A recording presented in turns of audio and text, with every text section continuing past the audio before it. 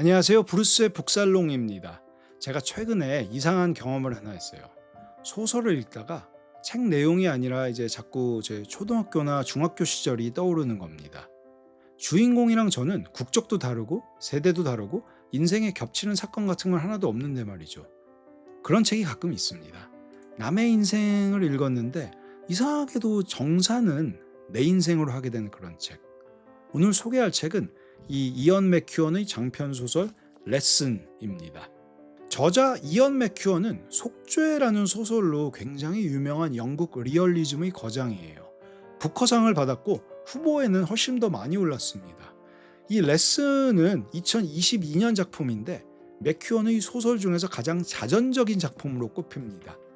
왜냐하면 주인공 롤런드는 이제 저자 맥큐언처럼 북아프리카 주둔 영국 군인 가정에서 자랐고 뒤늦게 몰랐던 형제의 존재를 알게 되는데 이건 이제 맥큐언 본인에게 실제로 있었던 일이라서 그래요. 다만 소설의 가장 중요한 사건인 피아노 선생 이야기, 이거 재밌는데 이건 실존 인물이 따로 없다고 작가가 후기에서 밝혔습니다.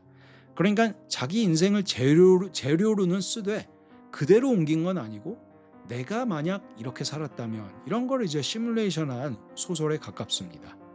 이 책은 어떤 소설이냐면요.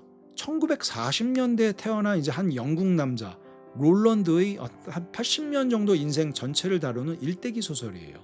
수에즈 위기, 쿠바 미사일 위기, 체르노빌, 베를린 장벽 붕괴, 그리고 코로나까지 20세기 후반이나 21세기 초반의 굵직한 역사들이 배경에 쭉 깔리는데 재밌는 건 롤런드가 그 역사의 주인공은 아니라는 거예요. 우리처럼요. 그냥 평범한 그 역사를 살아가던 사람이었습니다.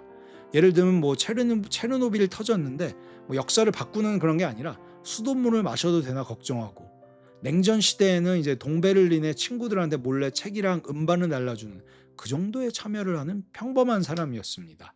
역사에 휘말리는 것도 아니고 역사를 이끄는 것도 아니고 그냥 역사 속에 그냥 살아가는 평범한 사람.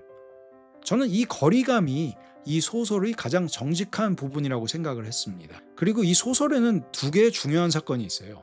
이 평범한 인생에 균열을 내는 큰 사건들인데요. 첫 번째는 소년 시절 이야기예요. 롤런드는 11살에 영국의 기숙학교에 들어가는데 피아노를 가르치던 여선생에게 성추행을 당합니다. 그리고 몇 년 뒤에 이제 쿠바 미사일 위기가 터져요.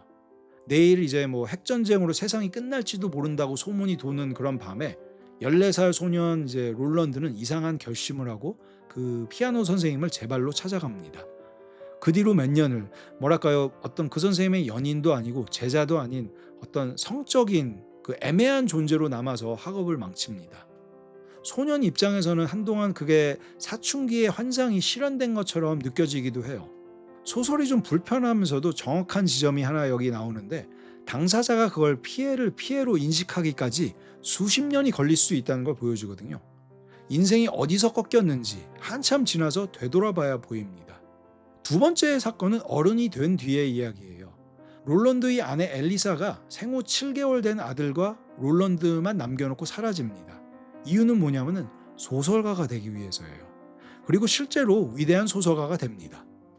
엄마 노릇을 계속했다면 자기는 가라앉았을 거라고 엘리사는 말해요. 이 사람을 근데 우리는 어떻게 평가해야 될까요? 무책임한 엄마인가? 아니면 자기 재능에 정직했던 예술가인가? 맥큐어는 그걸 판단하진 않습니다. 저는 그게 이 소설에서 굉장히 마음에 들었습니다.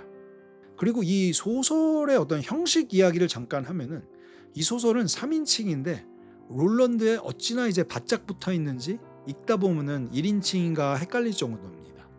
그리고 여느 소설처럼 심리를 해부하는 소설이 아니라 사건을 쌓는 소설이에요. 어떤 큰 반전 같은 건 없이 또 극적인 깨달음 같은 거 없이 일이 일어나고 시간이 가고 또 일이 일어나고 그런데 그 축적의 끝에서 심리 묘사 100페이지보다 더 깊은 게 배어 나옵니다. 과거와 현재를 오가는 교차 구성인데도 어지럽지는 않고 오히려 긴 대화 드라마 한 편을 정주행한 느낌이 들어요. 리얼리즘의 거장이란 말 인정합니다. 이 책을 덮고 나서 제가 내린 결론이 이거예요. 어느 인생이나 특별한 일은 있다. 평범한 것 같아도 특별하고 특별한 것 같아도 평범한. 평범하게 살았다고 생각을 해도 가만히 회고해보면 내 인생의 방향을 튼 사건이 누구에게나 몇 개씩은 있습니다. 그리고 그 사건의 원인은 생각보다 찾기가 어려워요. 엘리사는 왜 떠났을까?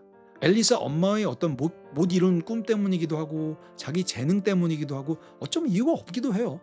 그냥 그렇게 된 겁니다. 사람의 행동을 한 가지 원인으로 설명하려는 순간 소설은 거짓말이 되는데 제가 볼 땐 맥큐어는 그 유혹을 끝까지 참는 것 같아요. 그래서 제목이 레슨인데 그게 좀 짓궂습니다. 80년을 살았는데 교훈이 깔끔하게 정리가 안 돼요.